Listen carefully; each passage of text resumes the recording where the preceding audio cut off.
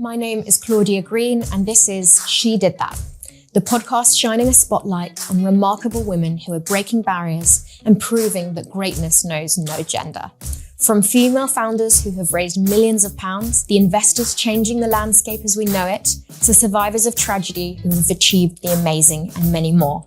We will share the stories of these incredible women who will inspire and empower you. In order to support us and these women, please subscribe on your viewing or listening channel of choice so we can continue our mission of sharing the stories that should and need to be heard. Hello, everyone. Thank you so much for being here to celebrate the launch of She Did That, the podcast. My name is Claudia Green, if you don't already know, and I am the host, and I'm also the founder of Scaling Up, which is a subscription-based talent and HR consultancy. We've worked with over 40 startups now, embedding in their teams, and it was kind of through this experience where I worked with some really, really inspirational female founders. And that's kind of where the idea for the podcast came about, because I thought I didn't know of any of these women before I worked for them, and we should really, really shine a light on the inspiring women right now and the amazing things that you're all doing. So I want to start by thanking Dream Factory, of course. We film every episode here, and during the last few months of getting to know the team, it's been a massive, massive help turning this crazy concept into a reality. It's definitely more work than I thought it would be. It's been tough. So I just want to shout out first, you will see the most amazing grazing table in the other room, and that is by Bus and Fig. So thank you very much. And the delicious wine you are drinking is by Lalo. So thank you, Laura. And then we have some amazing goodie bags at the back. So everyone can just grab one on their way out. They're pretty good goodie bags. We have, if I do say so myself, they are really, really good. And everything in that goodie bag is by a female founder, which makes it even more special. So I obviously want to thank Luna Daly, Beauty Playground, Chloris, Ruby App, Bonnie's Cosmetics, and Lalo and Day for contributing. Really, really, really appreciate it. And I think everyone will love all of your products. So just a quick overview. When I thought about launching this podcast, I had a lot of self-doubt and trepidation. So I went back and forth for a while. But then I kind of thought that's the premise of the whole podcast, is pushing yourself out of your comfort zone and chasing after that idea and really, really going for it. We've just released our first episode, which is with Tessa Clark. Unfortunately, she couldn't make it to London, so she's not here today. But we've just released that. In your goodie bags, you will see a very little pink card, and it has a QR code, and that's where you can listen or watch.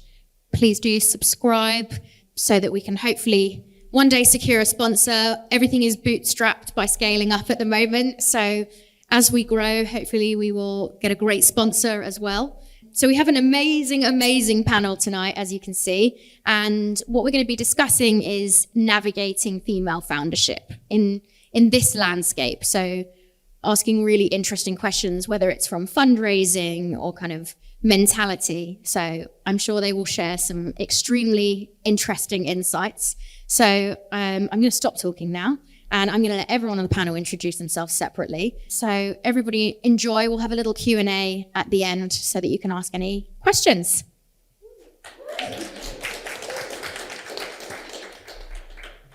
Hello. So I guess the most sensible thing to do is to start by asking everyone who they are and what they do. So if we start with you, Tugce, and then we run along. Mike. Sounds good. Can you guys hear me well? All good? Amazing. So this is Tugce. I'm the founder of Streetbees, which I started about 8 years ago. It's a deep tech business. We take unstructured data and turn that into intelligence for businesses. And we were basically dealing with turning text into intelligence before, pre-GPT era. 8 years ago, it was super exciting to actually work on that.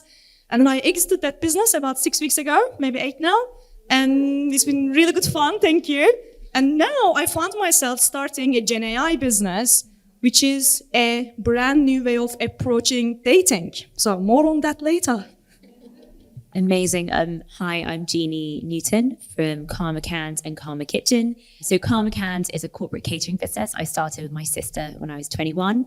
Still going to this day. We do around 1,000 to 2,000 meals for different offices around London and event food. But one of our biggest challenges was finding kitchen space. And we moved 3 times in 1 year. We were building kitchens, spending all of our money on CapEx and operations, where, as you guys know, startups should not be focused on. So we wanted to come up with a solution, and that is where Karma Kitchen was born. So started Karma Kitchen in around 2018, I think, also with my sister, and we build kitchens for food businesses. So anyone from food manufacture, food delivery, food science, we provide space all across London. We've got 6 locations and 3 under construction. Hi everyone, my name is Agata. I've been a founder twice. I exited my first company in 2015 or 16, and the transaction took a very long time, so it's kind of blurry in my mind. But it was a data analytics business in Hong Kong. Then I moved to fintech. I started a second business in capital markets infrastructure. And eventually I started mentoring, advising startups, and I've moved to the venture capital side. So I've been part of 2 venture capital funds. And along the journey, I also set up this initiative called Female Foundry. Basically, now it's a network of over 5,000 VCs and entrepreneurs in Europe. And I'm working on some exciting strategic initiatives for European ecosystem as part of this. So yes, VC, founder, and now let's see what's next, basically. I think we all want to see what's next. I'm Zoe Reich. I'm a general partner at Tugce Ventures, looking after their deep tech strategies. So really where you have a novel scientific breakthrough that most of all gives a step change in benefit to the end customer. I've been the internal fund manager on 7 deep tech funds previously for the likes of Oxford University, Imperial College, and on behalf of the Welsh Government. I am a volcanologist by background, so one of the few people who run towards volcanoes rather than away, which absolutely allows you to question my sanity, and I will not hold you against it. On the entrepreneurial side, I built and sold a cryptocurrency exchange at Market Maker back in 2019, which also taught me timing was everything. Like a couple of months later, and it would have been a very, very different story. But delighted to be back in venture, not only because of the portfolio approach, but weekends are quite nice as well. So very much appreciate all you founders out there. So the second thing, I'm going to dive straight in there now. The hot topic is fundraising. So I guess I want to ask all of you from an investor perspective and a founder perspective about your journeys in fundraising, and then your perspectives when it comes to how it's going and, you know, what people can do, it's particularly female founders, to strengthen their chances. So for Streetbees, we raised about $80 million over 8 years. So this was primarily through seed and then Series A. Actually, our seed was led by Octopus. And then we did a Series B, which was a $40 million round. I think if we just try to be practical about like what's really useful, it's not uncommon to meet people who have biases towards female entrepreneurs. And not just female, to be honest, any diversity they may feel uncomfortable with. And I think the simplest and easiest thing to do is just not to take a second meeting with them. That's really the easiest thing to do, and move on. Because as an entrepreneur, you don't have the time to keep picking battles and fights where you can't win. Your time is the most valuable thing you have. And by saying no to someone, you're actually making them suffer from the opportunity of working with you. Right? That's the best thing you can do. I think I'm super lucky that we met some amazing people and amazing funds really early on who are what I call gender neutral. When they look at you, they don't see man or woman, right? They're just talking to an entrepreneur. So we met Local Globe very early on. The founder of Local Globe, Robin Klein, has been my board member for 8 years. And that really allowed us to be able to speak to the right funds from the get-go. But maybe what I leave this thought is that you have options. You always have options. It's not worth working with someone you don't enjoy their company. Amazing. So I have 2 very different types of businesses. One that is revenue-driven bootstrap and one that require a lot of capital. And when I think about raising money, there are so many different types of money. And I think you need to think about your business and where you want it to be in the next 5 years. For Karma Cans, our corporate catering business, we didn't need to raise VC. We didn't need private equity. We wanted to grow it really gradually, and we needed a loan. And we understood that like, there's no point taking VC because we won't get the valuations, we'll dilute. So we actually went for a Virgin Startup loan, which was amazing. I really recommend it if you're getting off the ground. My sister and I got 25K. We got our first hire, we rebuilt our website, and we got our first kitchen space. And that allowed us to do everything we needed to do to be revenue driven. So for that business, we've never taken on more money. And that's a really great business too. Like, I think there's this obsession with a good business is all about raising money. That is not the case. Then the other types of money, and this is something I didn't really know when I started Karma Kitchen. Like, I went into it being like, VC is what we've got to do. And I got rejected from every VC in London. And what I realized is Karma Kitchen is very capital intensive. It's not about investing in tech and team. It is, we're going to build and buy sites. And it took us a really long time to raise. We spent a year. So we did a seed round with angels, which is brilliant. And we got some great people on board who trusted and believed in us.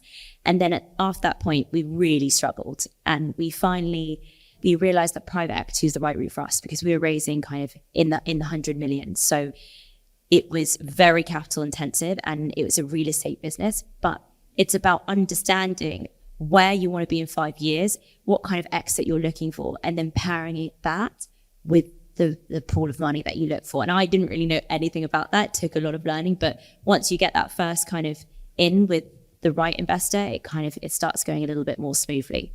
Exactly. I think at first is obviously to decide whether you want to bootstrap this business and what sort of business it is, what sort of investors there are for your kind of potential based on the profile of your business. I would say the second step is building this awareness, which is the moment when you take someone's as capital, you're putting yourself on the train track. That it's not going to stop. Either the stop is going to mean either the exit or you die. So it's a pretty much. Now, of course, angel investors might be slightly slower, of course, but the moment when you take institutional investor, you need to really spend time on understanding the expectations of those investors. And I speak with about 15 founders at least a week, and now female founders, I want to emphasize.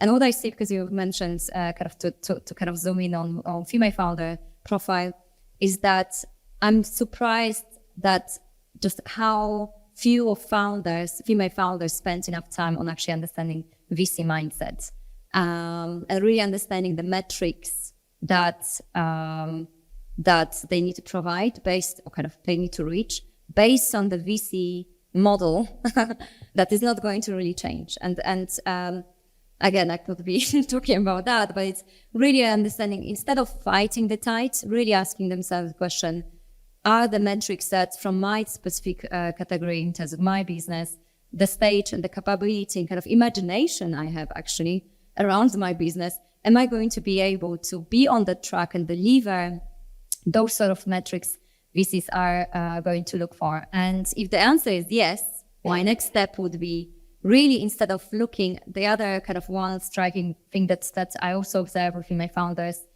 unlike with male founders, is not only financial literacy, but also commercial mindset, really looking for levers and understanding the levers of growth of your business that can maybe surpass your expectations, but really understanding what is driving my business and how can I accelerate the growth of my business from a commercial perspective. I feel like many female founders fall in love with their business too quickly.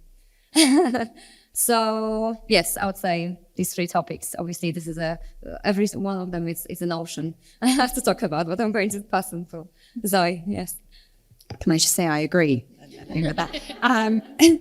So, I mean, there is a structural issue. And if you look at the statistics, it's very clear that there is a structural issue. In that, focusing just on the UK, the British Business Bank did a survey back in, I think 2017 was the first most comprehensive one, that looked at every pound of venture capital funding that gets allocated, a penny of that goes to all female teams, around about 10 pence goes to mixed teams, and the 89 remaining goes to male teams.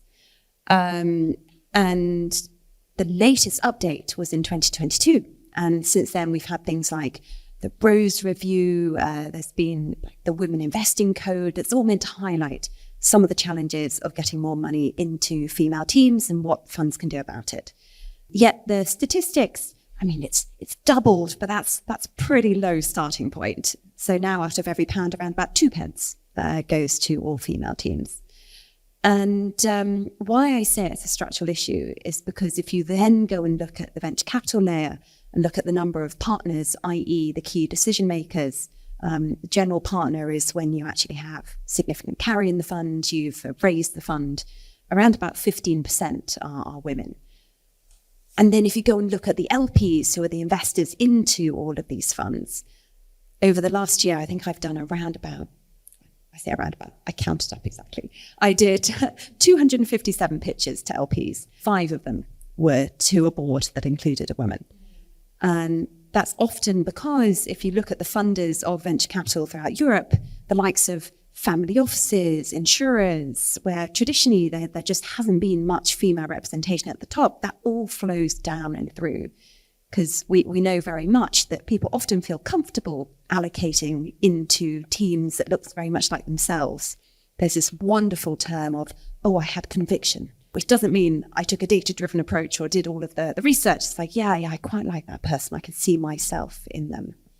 So that's why it's a structural issue. It is slowly changing. And I say that because there are some very sort of, I say, forced programs, dedicated programs to change this. So there's definitely light. And really, to go to your point, don't waste your time where you are just not getting much traction, because there will be somebody out there who is for you, and that's who you've got to focus your time on. And I guess this one's for you two. And this is probably quite a generalized question, so you might not be able to answer it. But are there any, because I know everybody's different, but are there any defining qualities that you've seen in the females that you've invested in, particularly that seem to come up again and again? Yes. So I invest in deep tech, which you generally have academic founders, usually coming out of a research lab from a university, because that's where you've got the strength of the research budget and that blue skies thinking to really come up with this breakthrough technology to commercialize. And the defining factor is somebody who can sell. And I know that might sound really, really simple, but for 98% of academic founders that you meet, they will tell you all about the technology. They will tell you about the features, the IP, until your heart's content. And you're sitting there thinking, I mean, that's lovely. I love the science. But seriously, who's going to buy this? You haven't talked once about the benefits and the traction that you could get in the market. You know, who is your real sort of market fit, shall we say? So those who can do the translation from thinking, right, this is my sort of USP on the technical side, but 90% of my focus is going to be selling those benefits, and who is going to be the first customer that give me all of that feedback to make sure I have market fit at the earliest stage. That's probably the most defining factor. From my perspective, there are maybe 4 or 5 factors, and they really need to be strong. Then, the plane takes off. Well, the first one is the vision. So, and I will tell you, regardless any gender, female or male, I would say 1 in 50 founders generally has got a vision for their, not even an idea, I want to be the biggest social media platform. That's not vision. Really understands, that's the kind of the very exciting polar star, and that's coming back to your exactly selling. It's easier to sell vision once you have it. Because that's what drives you, that's what motivates you, and that's what actually almost electrifies everybody around you. So the first one will be the vision. Second is curiosity, actually, that allows you to spot opportunities. Nothing is static. Entrepreneurship, it's not like you're going to business. It's not about writing a business plan and executing on it. Actually, the size of the businesses VCs investing need to be almost like you're sailing on the lake or on the ocean, and you're spotting opportunities like the wind to sail faster. And therefore, those the line is not straight, and therefore founders who are really almost to the painful level curious are able to identify those opportunities before everybody else. And that gives them incredibly powerful competitive advantage.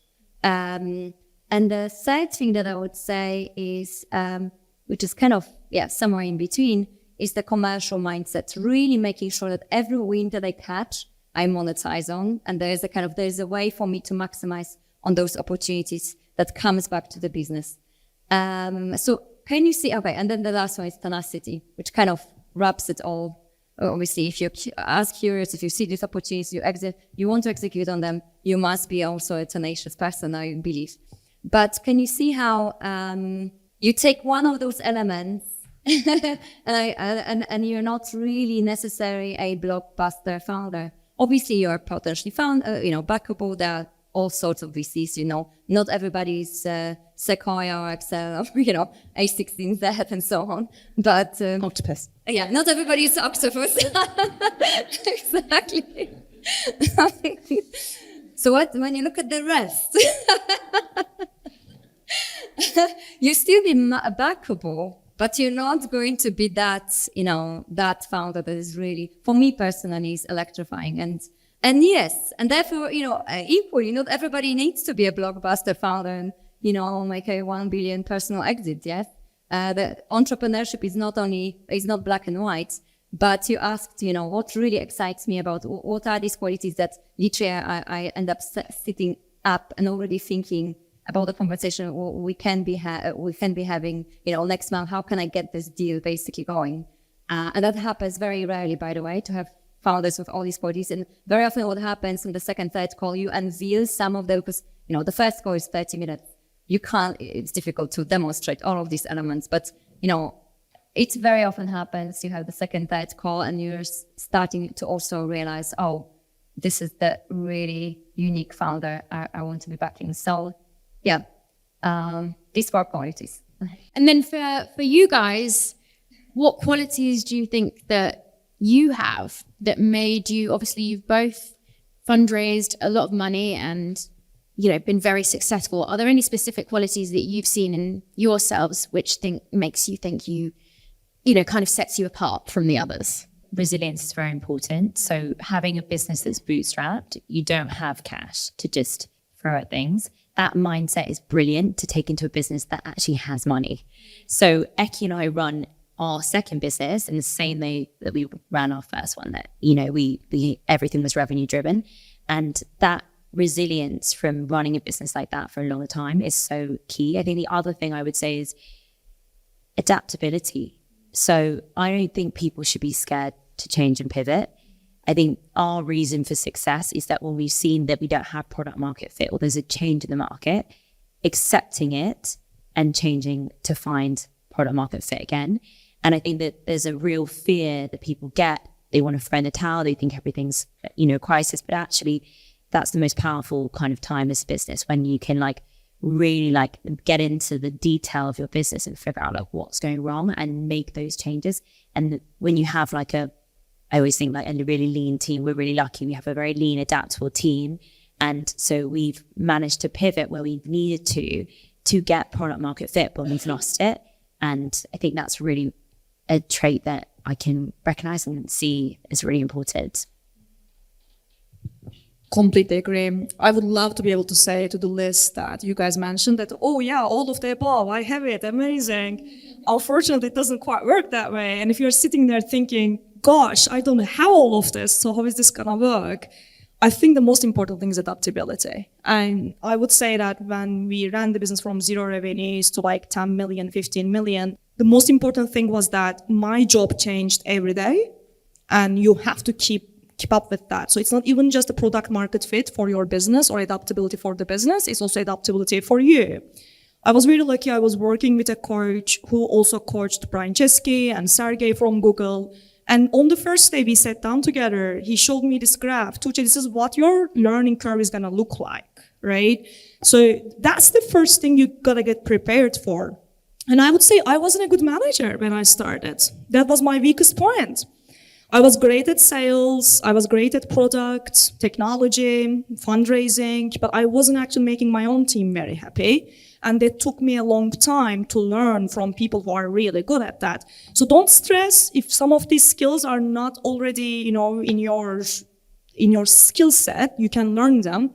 And maybe a big part of that is also hiring the right people. My co-founder, on the other hand, is the most empathetic, most understanding person in the world, which always surprises people because he's a guy. We studied at Cambridge together. He's a mathematician. So you expect the male quant person to be more like about technology and commercial side. We had the complete opposite roles. I did the fundraisers, I did the sales, anything that's external and anything internal about the team, he took over. So it's basically a balance between can you complement your skills where you don't have it, and can you change and learn as fast as the business needs you to. Very good advice. And I think a question for all of you, actually. We are making really, really good strides towards there being more female founders, but we're miles and miles and miles away. What do you think, whether it's from a founder perspective or an investor perspective, what do you think we can do to support female founders better? It's a huge question in that, that clearly is the talent there. And when you say we're behind, we're not really behind in comparison to large swathes of the world either, in that US in 2019, 2.9% of VC capital went to women. It dropped to 2% in 2020. So it's not that, as a country, we are behind on that front. I firmly believe that you have to make the capital there in order to drive the opportunity. It's not a question of the talent being there at all. So when you have that capital availability, and it has to be at the earliest stage as well, it's no good if you're having your sort of Series B, Series C fund saying, right, we're going to have a dedicated female founder program, because the pipeline has already been dwindled to nothing by the time that you get there. So having much more concerted effort at the earliest stage in terms of diversity of pipeline, that is going to be key to allowing more female founders to get off the ground. But if you look at things like the results of the Rose Review, it was very much access to capital, the one I've highlighted, access to mentorship as well as networks. And I think networks in particular of going into your end customer is often a real challenge for women in particular. The sort of cold knocking of going to say, examples from my case of going to Siemens or something like that, saying, right, I would like to have you as my first target customer. It's not really something that comes overly naturally to an awful lot of women who are maybe slightly more on the risk averse, let's go where my sort of personal network side are. So probably addressing those three with a heavy focus on the talent side.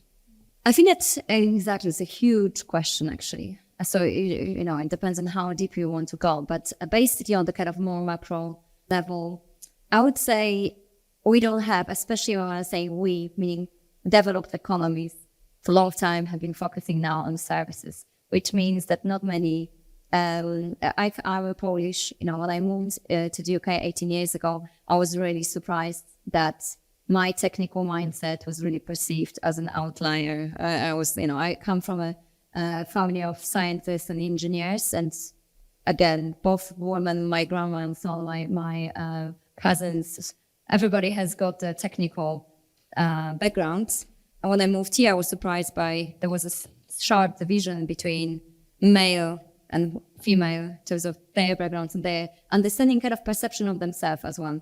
So I almost feel like there's definitely work that needs to be done in terms of the overall perception of women towards women, actually towards themselves, how girls are educated and so on, because I think that's where the beginning of the kind of untapped talent really lies. Yeah, that's where we get things wrong. And why I'm saying get things wrong in terms of how it translates into entrepreneurship. Again, I'm talking about entrepreneurship with the perspective of venture capital, because again, there are so many founders. At the moment when you stop talking about venture capital there, I feel that the breakdown is pretty actually even in terms of entrepreneurship. But when we talk about high growth businesses, which is venture capital, that technical mindset I would say, is crucial, and it's going to become even more crucial as we adopt even more technologies and as the kind of advancement of technologies is going to grow. Because it's not necessarily being an engineer, by the way, software engineer. That's what I'm talking about. That's what I'm talking about is this systematic and kind of the technical mindsets that women actually tend to not have. And that will be even more useful as we surround us, when we create a world full of technologies. So that's, if I were to pick one, that would be the top one, and it's going to take time. And I don't expect, that 2% becoming 15% by next year. So that's on the structural level. What we can do kind of on the weekly basis, I'm saying, but on the regular basis as VCs, as well as investors. I know that there are many groups, many dealers, especially in London. I think London is the hotbed for now female entrepreneurship, which is amazing. But what I don't see, and I think that there could be still much more done from a VC perspective of what I'm trying to say. Meetups are nice, but actually I'm still coming back to the fact that not many female entrepreneurs know how to fundraise, really brutally understand what the expectations are at this particular time. There's so many accelerators that actually teach very basic still tools, but yet if there was 1 hour per every VC that actually practices, that has got the capital deployed, that could mentor a female founder, mentor from a perspective, hey, actually, you know what? The deployed capital has shrunk. You need to slightly change your business model or the way you think about your business, because you're not going to fundraise in the current climate. So more of a kind of really honest and really hands-on advice from actual investors as opposed to community makers and so on, and mentors. I was joking yesterday because I think there are about 100,000 mentors probably on LinkedIn based in London today. Everybody wants to be a mentor, but actually channeling it towards that fundraising and kind of brutal, what I mean brutal meaning hands-on advice, I think that's what female founders lack. And I also had some feedback actually today on the call, because I'm on the panel tomorrow, so if everybody wants to come tomorrow at 9 o'clock, we had this preparational call, and one of the founders said, I didn't like how some of the VCs were talking to me during my investment calls. I understood it actually I actually thought she might have not been prepared for those sort of conversations, those sort of expectations. I don't want to be explaining that person. I wasn't in the room, but I'm thinking that there is also a possibility of that person not understanding what the expectations are from a kind of more realistic perspective. So I think that that's what we could be doing as investors more of. That would complement everything that is being done. Yeah. When we go and raise money, we practice like we're rehearsing for a play, and then we go over and over and over again. And my sister and I, we are brutal to each other because the investors are going to be 10 times worse, and we rip each other apart. And I'm not saying that's the healthiest experience, but you have to be so perfect because there cannot be any type of weakness in anything.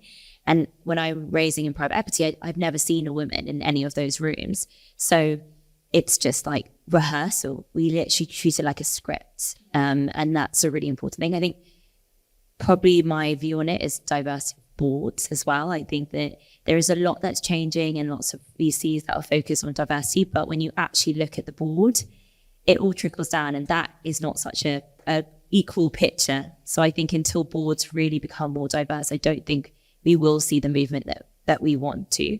And the other thing is, I think mentorship is really important. I definitely didn't have mentors, and I now really recognize that importance, but also just like communities and networking. So I noticed that a lot of my male friends who are raising money got really warm intros, and they were in this network of people that just like put them in front of investors. And we never had that. That warm intro seems to be the way in. And so if women can have access to the same kind of warm intros, I think that would be a really helpful mechanism. I don't have much to add. I think you covered everything. The pitch practice is the most important thing, literally. Like, I can just say that for us, it was literally every single day, especially during Series B. TransferWise founder Tabet was one of our investors, angel investors, and I took the Series B deck to him. He ripped it apart. I was literally in tears from anger and frustration because we spent already weeks to prepare that deck and it's gone basically. And he probably did the biggest favor he could have done, right? He turned the whole story upside down. I was angry, but we got over it. And when we pitched finally for our Series B raise, the fund, which is the Europe's biggest fund, told us that it was the best pitch they have ever seen in the history of the fund. It doesn't happen by luck. It was literally dozens of practice that, and it was during COVID, so everyone is online. My entire team was on Slack. We were messaging each other while we are talking to that level of synchronization, right? So if I'm talking, I would send a message to my CTO saying that, okay, in 30 seconds, I want you to say this. And then he introduces that so we can bounce off each other, control the environment. That's like being on stage in theater, not cinema. You don't get a second cut, right? So you're on stage. If that meeting doesn't go well, you're done. You won't get a second chance, so that's the most important thing, but it is in your control. It's not luck at all. It's all about practice. I just want to add to this, none of those investors knew what was happening in the backstage. Absolutely not. They had no idea. They were just like, I'm sorry to say it, but like marionettes playing the dance that you created. So.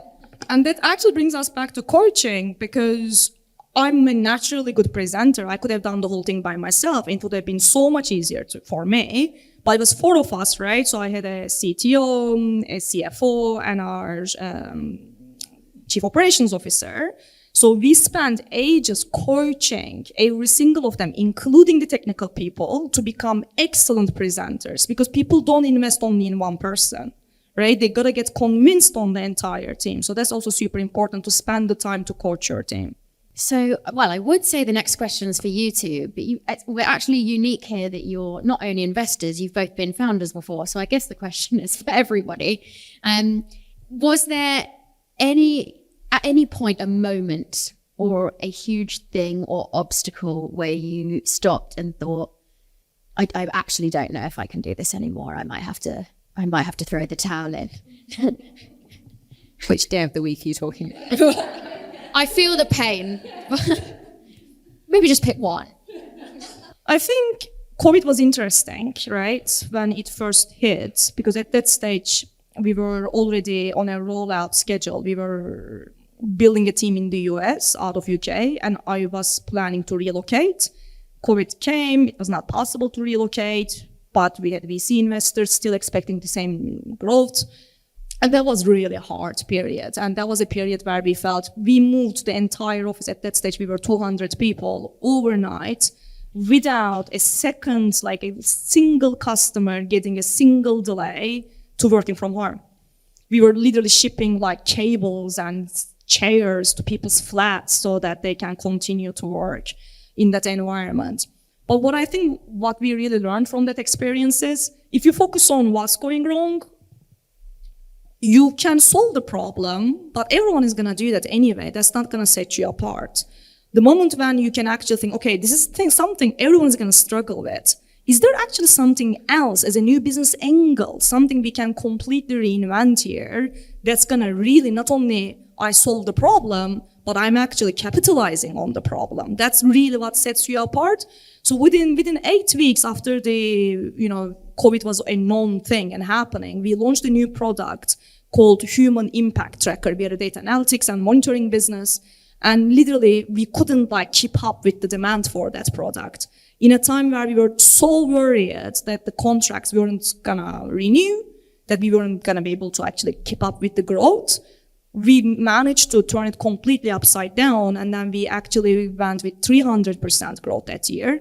So when you are facing a big difficulty and challenge, I think for us, the founders, the most important thing is not how I solve this, how I actually benefit from this. That's probably the right mindset. COVID again, corporate catering died a very sad death. And I remember everyone always looks to you like you know what's going on as a founder, but you have no clue like the rest of the world. I remember saying in a meeting, we've got option A, B, and C. C will not happen, which meant we'll go into lockdown and the business won't really have anything to do. It'll be A or B. And then it got to Friday and we went into lockdown. And it was a very challenging time. It was our busiest time of the year. We were having our best year, and suddenly every single office in London shut. And we had a whole team of chefs, of operations, of sales who were looking at us going, what's going to happen? And that was a very difficult period. We reflected and we thought about, okay, we're in food. Who needs food? I mean, the best thing about food is someone always needs food. And our team were absolutely brilliant. Couldn't have done it without them. They were so focused. And we went away and we just thought, like, how can we refocus our energy? We've got a commercial kitchen. We can make around 2,000 meals a day. Who needs food? Hospitals.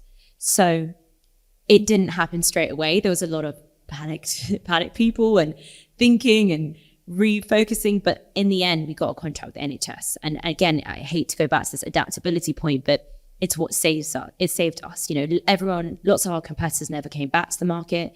A lot of businesses closed. We focused on who needed food. We actually had never had the space to really think about our product because we've been growing and it was, very fast-paced catering. And suddenly we could think about what we wanted to look like now or what we wanted to look like when we came out of COVID.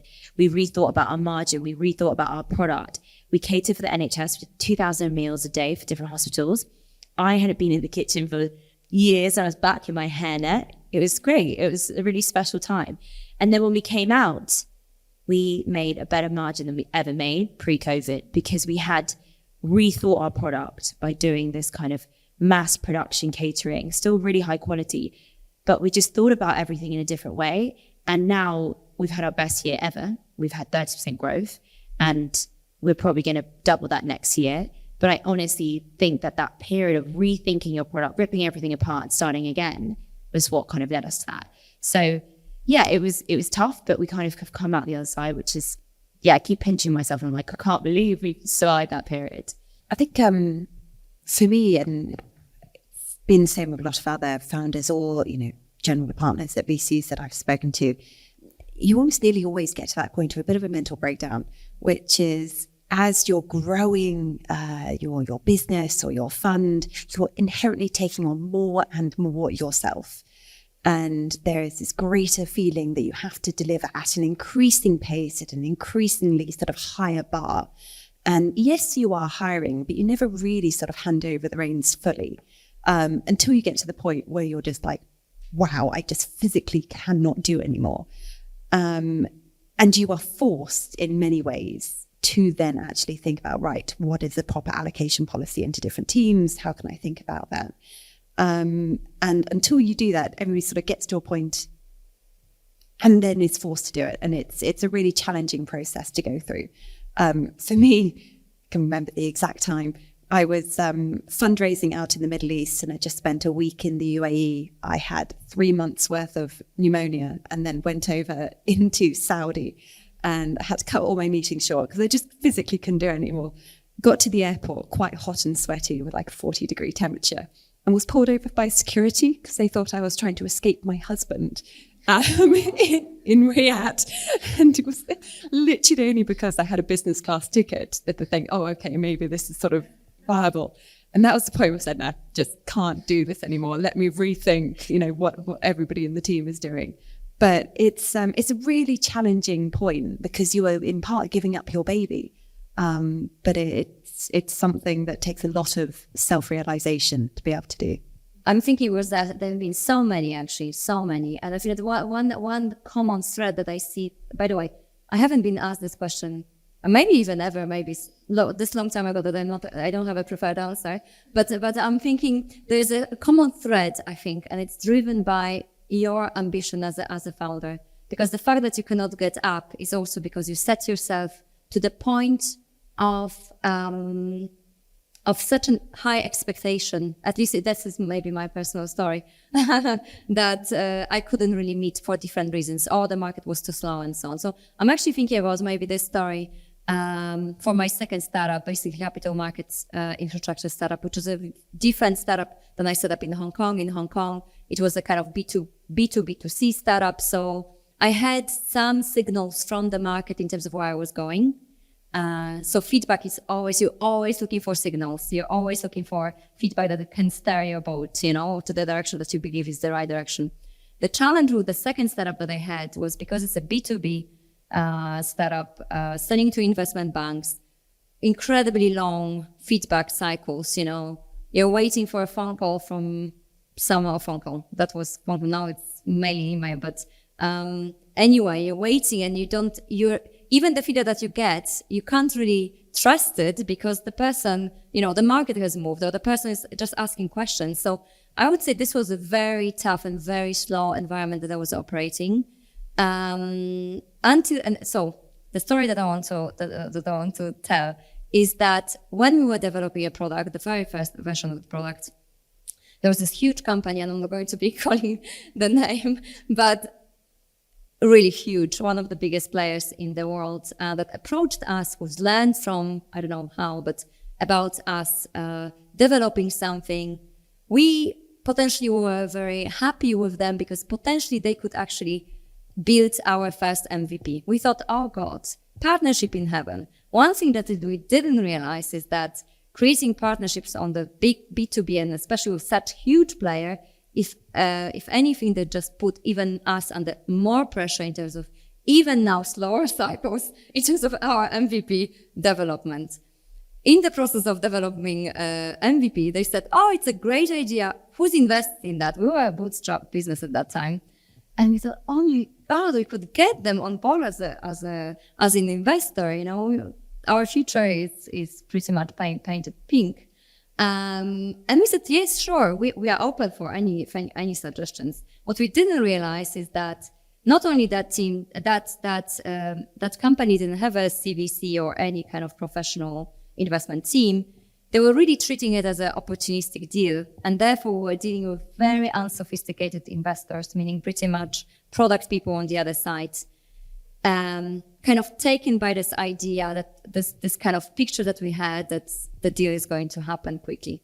What really in reality happened, we were dragged for 8 long months, having very little, because we then prioritized obviously the fundraising bit. For 8 months, we were dragged through this very slow loop of the feedback cycle of the customers, to the point where we literally couldn't pay rent in our office. At that time, there was no WeWork, by the way, so you couldn't just switch the plan. Until the time when we until the time when we literally thought, I literally remember waking up for the first time and thinking, am I really insane? What's happening? Like, we don't have any single goals. It's such an isolated journey. Maybe we should just stop. And that was the day when we had a deal conversation with that investor. They luckily proposed the kind of the deal that didn't make sense, and were so worn out that the best thing that we could do with it just happened spontaneously at that time. We just walked out of that meeting. We were so worn out. But what happened, actually, nothing ever works out actually in a bad way. If you look at it back, we ended up getting a revenue sharing deal. The management changed, and we got about 2 million investment for free. So that's the end of the story. So it was a long story because I didn't have it prepared. I haven't told the story for maybe even ever. But what was very interesting is that as a founder, maybe the conclusion that I have is that you might think at this point in time that the world is ending, and maybe you're just so close to the door actually opening. So so as a founder, you should be also, and I think it happens naturally. You just wake up and you have a new idea of how I'm going to be solving this problem. And that's the tenacity that we've been talking about. But what was interesting, that door of that funding really opened up. And we had an amazing deal that we thought that this was the end, and it was actually the beginning of a new era of that company at that singular, let's say, morning. So yes. Sorry, this was a very long. No, I went on the ride with you. Memory lane that no one was really full. I was getting stressed out, thinking, what happened next? There was some drama. The drama. So I'd really, before we dig into delicious food and amazing wine, I'd love to open out to you guys for any questions for any of the panelists. My name is Susanna. I'm co-founder of a sports tech platform called Lineup. I was just wondering, in your guys' experience, how does it differentiate when you are dealing with female founders, both positively and negatively? Is there anything that that female founders generally do? And then this is a very general question in how they come across to you and within their decision making in the business as well. Thank you. I'm probably going to go against something that you said earlier, but I generally found that because female founders are generally aware that the odds are somewhat stacked against them when they go for funding, they've had to be that much more considered, that much more practice in their pitch, that much more looking at all the potential holes that an investor could come and pick, and really look for reasons to say no rather than yes. So actually, my experience has been incredibly positive of those who generally come through to pitch, because they've done their homework and not necessarily think that they can just waltz in with a brilliant story and walk out with, however many million pounds. So that's probably the experience on my side. The confidence is another one that's really interesting.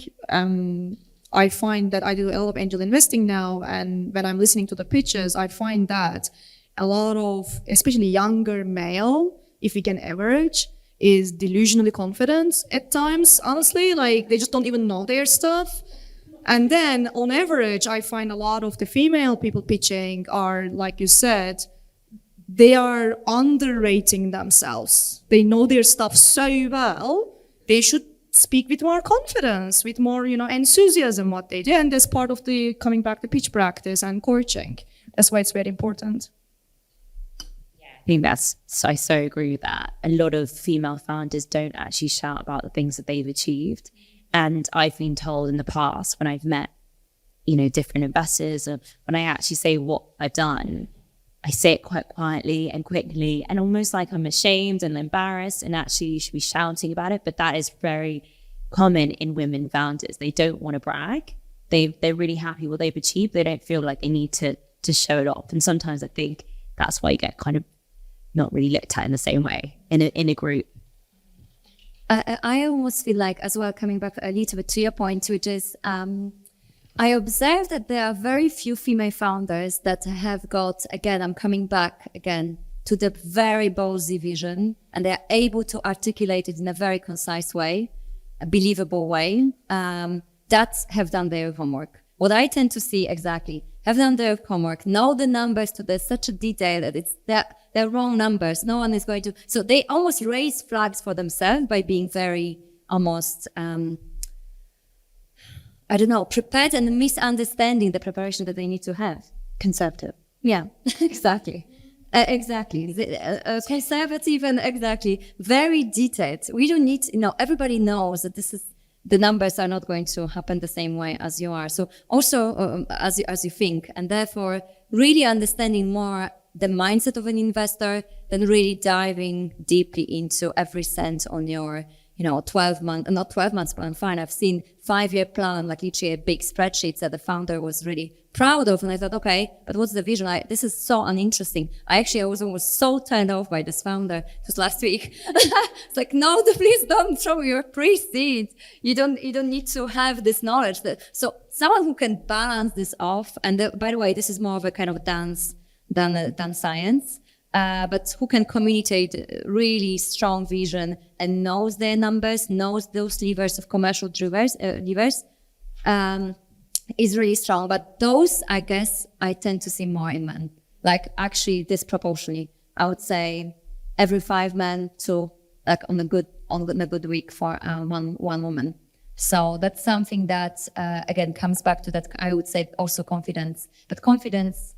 Kind of seeing more bigger picture. What am I doing here as opposed to focusing on this really extra detail, because that detail is going to make a difference.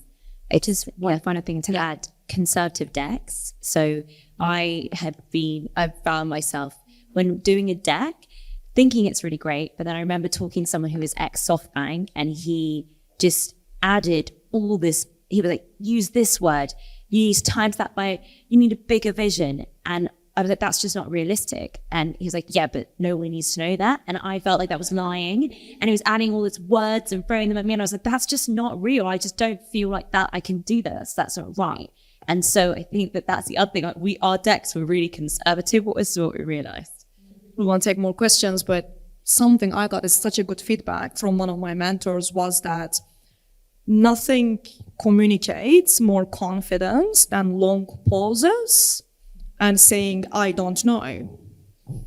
It takes a lot of confidence, right? And you learn that with age, over time. And then you sit there in a meeting with like the investment committee, 20 men in blue shirts, and they ask you something, they expect you to know. And you're like, actually, that's a good question. We haven't looked into that. Let me get back to you. And that really changes people's reading of you, because now they know you're not trying to sell. And they actually shifts the power balance in the room as well. To the person that might be sat here, like I recognise a few faces in the room, who is still at the very beginning of their journey, and they're not the tenacious person naturally that you talk about, and they've never raised money, and they're female. What's like the practical advice you can give that I sort of wish I'd had? Because I'm the person that, just like mortgages and politics, I've learned this on the job. Like no one teaches you, and everyone expects you to know. What's the practical advice you can give to people that are nowhere near maybe ready to presenting to any VCs or investors or PEs or anybody? Because I feel like that might be really, I would have loved somebody to tell me that, and I probably still would learn loads. And I feel like there's probably people in the room that would also find that helpful. I don't think it's just that people enjoy talking about their successes. It's that you have purposely forgotten the failures, actually. So, yeah, it's a little bit like childbirth. It's into a black hole in your mind that you know you did at some stage, but no, you can't possibly want to remember again. Actually, when I was launching my own fund, the best bit of advice I got, and it's so small and so twee, is literally get yourself a little group of other fund managers who are going through this same thing at the exact same time. The people that you can ask stupid questions to, or say, oh my God, I had this LP that just shouted down the phone at me. I feel awful. I'm going to pack it in. And they're like, last week you were on an absolute high. Like, come on.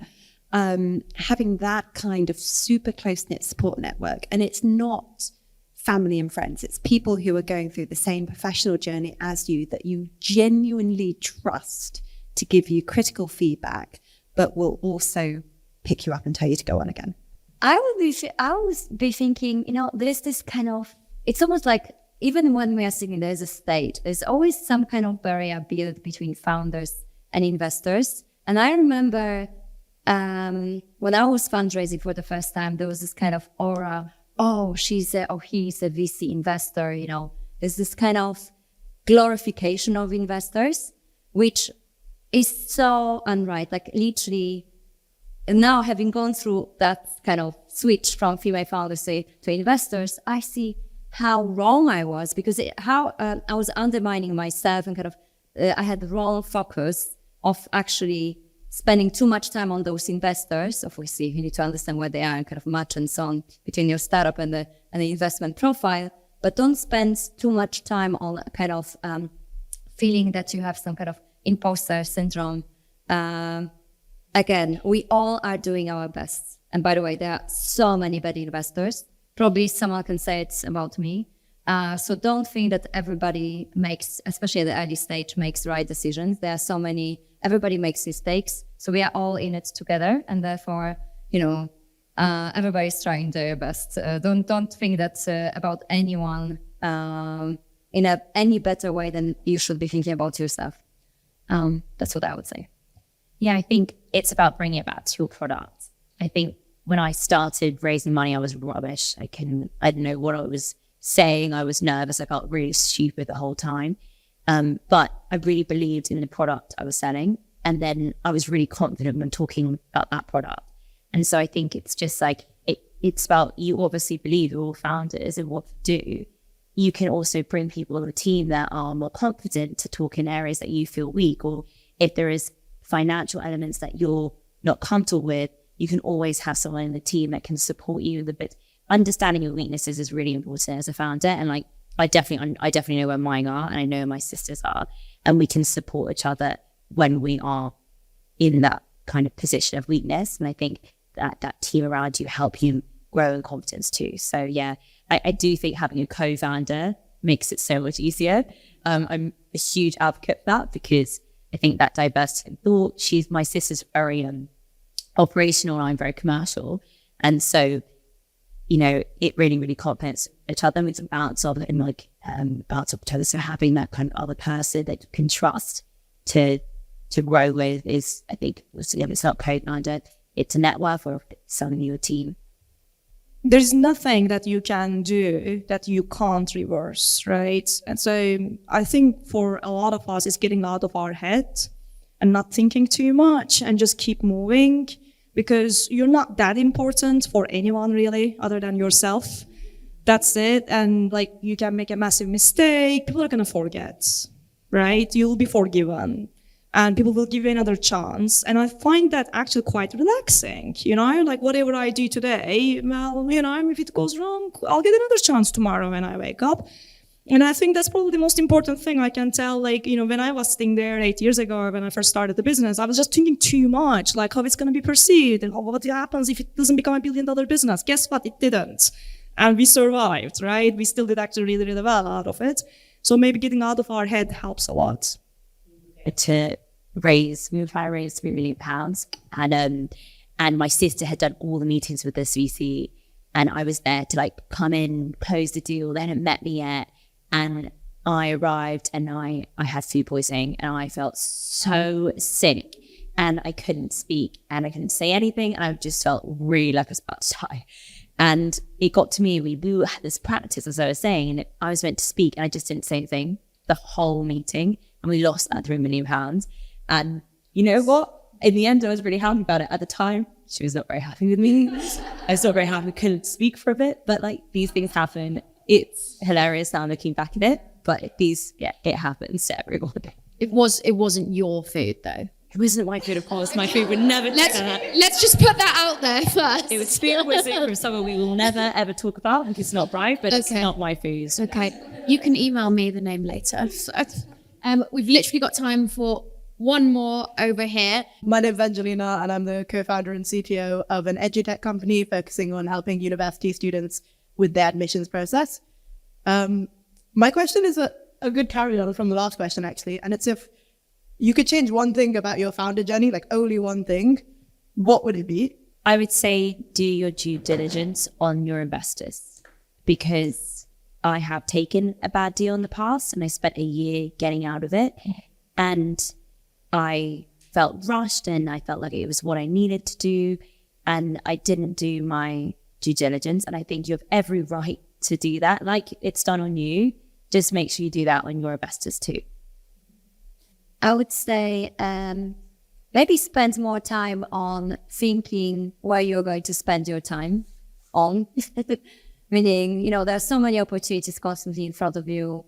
Really prioritize and really have a don't let, you know, those things to pull you. Really know what resonates with you and what resonates with the business, and stick to that. Okay, I know we've ran over massively, but this was actually unbelievably interesting. Remember to have food, drink, goodie bags, subscribe to She Did That to get many, many more episodes just like this from amazing founders, investors, and we'll reveal more shortly, but inspiring women, put it that way. But thank you so much for being here, and network away.